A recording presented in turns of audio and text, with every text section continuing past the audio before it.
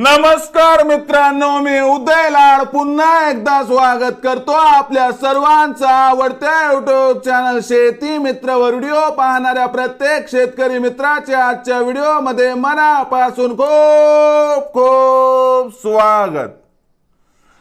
मित्रांनो, thumbnail पाहितलं, title वाचलं, होय मित्रांनो, सामान्य सोयाबीन उत्पादक कास्तकार बांधवांचा सर्वात महत्वाचा सवाल की अखेर देशांतर्गत बाजारात आता किती आहे सोयाबीनचा शिल्लक साठा।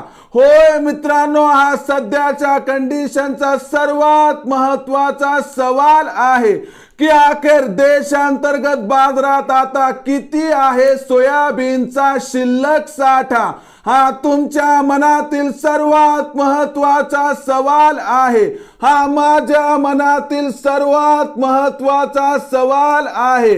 आज भारत वर्षातील सामान्य सोयाबीन उत्पादक कास्तकार बांधव या ठिकाणी विचारत आहे की अखेर देशांतर्गत बाजारात आता किती आहे सोयाबीनचा शिल्लक साठा आणि या शिल्लक साठ्याचा परिणाम भविष्यात देशांतर्गत सोयाबीनच्या भावावरती या ठिकाणी कसा होणार याबद्दल अधिक माहिती प्राप्त करून घेण्यासाठी आपण सर्वांनी हा व्हिडिओ आता सुरुवातीपासून शेवटपर्यंत पाहावा।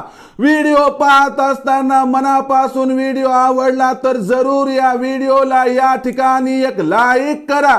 जास्तीत जास्त कास्तकार बांधवांपर्यंत हा व्हिडिओ पाठविण्यासाठी या व्हिडिओला या ठिकाणी जरूर शेअर करा। YouTube वर व्हिडिओ पाहत असाल तर जरूर चॅनलला सबस्क्राइब करून नोटिफिकेशन बेलला ऑल करा। फेसबुक वर व्हिडिओ पाहत असाल तर जरूर फेसबुक पेज शेती मित्र उदय लाड याला लाईक आणि फॉलो करा। तर बघा मित्रांनो, सामान्य सोयाबीन उत्पादक कास्तकार बांधवांचा सर्वात महत्वाचा सवाल की अखेर देशांतर्गत बाजारात आता सध्याच्या कंडिशनला किती आहे सोयाबीनचा शिल्लक साठा।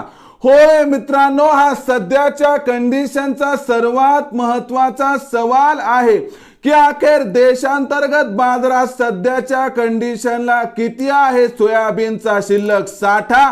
हा साठा या ठिकाणी गेल्या वर्षीच्या तुलनेत कमी आहे का गेल्या वर्षीच्या तुलनेत अधिक आहे आणि या शिल्लक साठ्याचा परिणाम भविष्यात देशांतर्गत बाजारात सोयाबीनच्या भावावरती कसा होणार समजून घेऊयात। बघा मित्रांनो, सगळ्यात महत्वाची अपडेट म्हणजे या वर्षी देशांतर्गत बाजारात अंदाजित सोयाबीनचं उत्पादन या ठिकाणी 118 लाख टनांच्या आसपास होण्याची शक्यता आहे आणि गेल्या वर्षीचा स्टॉक व काही प्रमाणात आयात या सर्वांचा एकत्रित विचार केला तर हा आकडा कुठेतरी 148 लाख टनांच्या आसपास पोहोचतो। त्यापैकी देशांतर्गत बाजारात या ठिकाणी जेव्हापासून सोयाबीनची विक्री सुरू झाली आहे तेव्हापासून आतापर्यंत सोयाबीनची जी आवक आहे ही आवक मित्रांनो या ठिकाणी 55 ते 65 लाख टनांच्या आसपास आहे। म्हणजे देशांतर्गत बाजारात 80 ते 90 लाख टनांपर्यंत सोयाबीनचा शिल्लक साठा आहे।